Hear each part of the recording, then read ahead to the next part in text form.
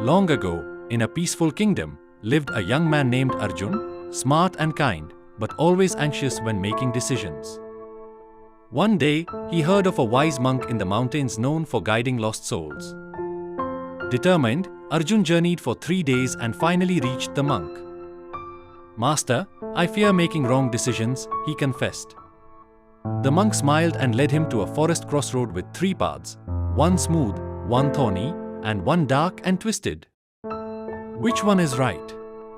Arjun asked. "Walk each a little. Observe. Then choose," the monk replied. Arjun tried the smooth path, easy, but it circled back.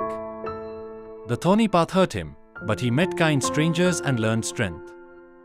The dark path scared him, but over time, he found calm in the silence, fireflies, moonlight, and his own breath. Returning to the monk, Arjun said, "The easy path led nowhere. The thorny path taught me strength. The dark one made me peaceful." The monk nodded. "Now you know. Don't choose by fear or comfort. Walk, observe, feel. The right decision comes when your mind is still and your heart is awake."